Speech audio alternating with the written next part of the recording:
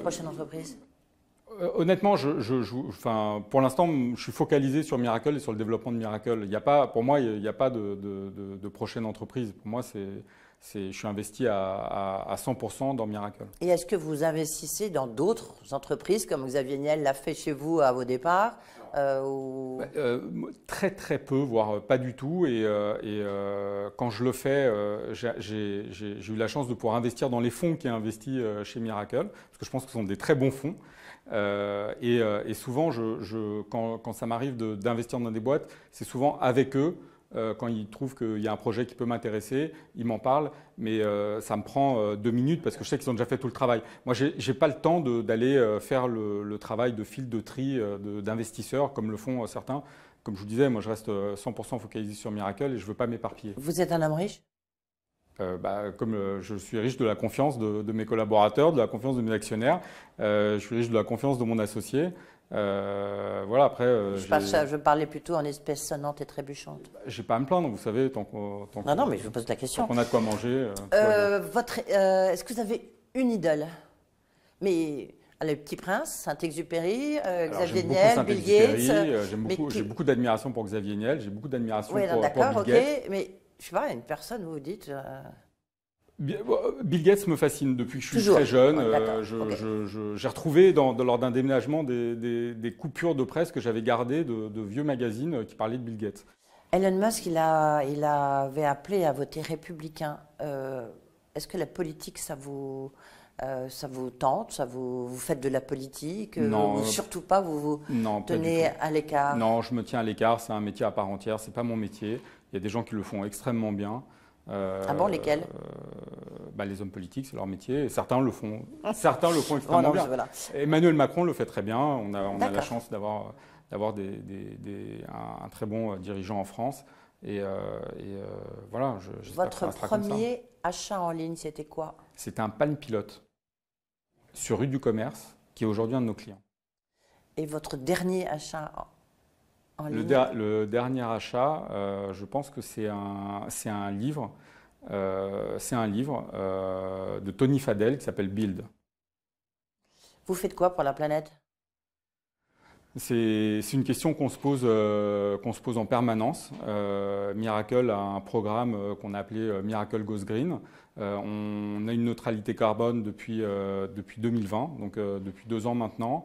On compense nos émissions de CO2. Parce que la tech, ça consomme beaucoup, c'est très consommateur. La tech, ça consomme beaucoup moins que d'autres industries.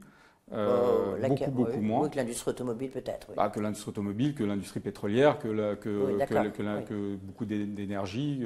Mais ça consomme quand même beaucoup. La tech consomme. Maintenant, on est vigilant, nous, à nos consommations. On est très vigilant à nos consommations.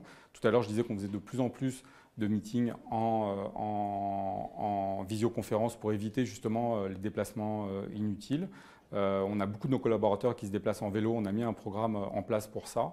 Voilà, donc on essaie à notre échelle d'épargner le plus possible la planète. Juste un point, le coût de l'énergie, là, en 2022, c'est plus combien pour Miracle? Alors, j'ai pas le chiffre en tête. On n'est pas un énorme consommateur d'énergie. On n'a pas des grandes usines. La plus grosse source de consommation d'énergie sont nos ordinateurs. Nos serveurs. Oui, exactement. Et ce prix est répercuté par nos fournisseurs et on ne le voit pas encore directement dans nos factures, mais ça va pas tarder. C'est un point important. Quel est votre passe-temps favori? En plus de passer du temps avec mes enfants, j'aime beaucoup la photo. Parce que il y a 3 photos dans votre bureau, on ne les voit pas. Ce sont des photos de quoi? Alors ça, ce sont des photos de sculptures que j'aime bien et que j'ai fait moi les photos de ces sculptures. Donc j'aime beaucoup la photo. J'aime bien l'art d'une manière générale. Je passe pas mal de temps dans les musées, dans les expos. Voilà, c'est vraiment mon passe-temps. Je veux dire, quand c'est pas Miracle qui nous prend évidemment 110% de notre temps, c'est la famille et les musées, les expos. Je suis passionné d'art depuis que je suis aussi tout petit. Et il y a toujours un lien, c'est pour ça que tout à l'heure on parlait de jeux vidéo, mais il y a toujours un lien entre le jeu vidéo, l'informatique et l'art, puisque le jeu vidéo est un art qui est produit avec des ordinateurs. Et c'est ça qui m'a toujours fasciné. Le dessin assisté par ordinateur, la création 3D, j'ai fait de la création 3D.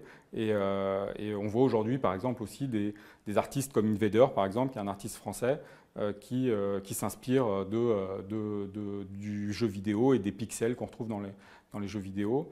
Voilà, c'est un univers qui m'a toujours attiré, dans lequel j'ai toujours passé le plus clair de mon temps quand je n'étais pas à mon bureau. À partir de quel âge vos enfants ont eu le droit de regarder un écran? Depuis qu'ils sont nés, ils sont exposés aux écrans et j'ai pas Ce sont des outils et je préfère leur apprendre à maîtriser ces outils qui sont des outils indispensables plutôt que de leur dire ne touche pas, n'y va pas, t'as pas le droit. Ce sont des outils, je leur conseille de maîtriser ces outils, de les comprendre, de les connaître, de savoir les utiliser à bon escient plutôt que de les priver. Je ne suis pas tellement dans ce type d'éducation. Est-ce que vous allez décrocher un jour? Non.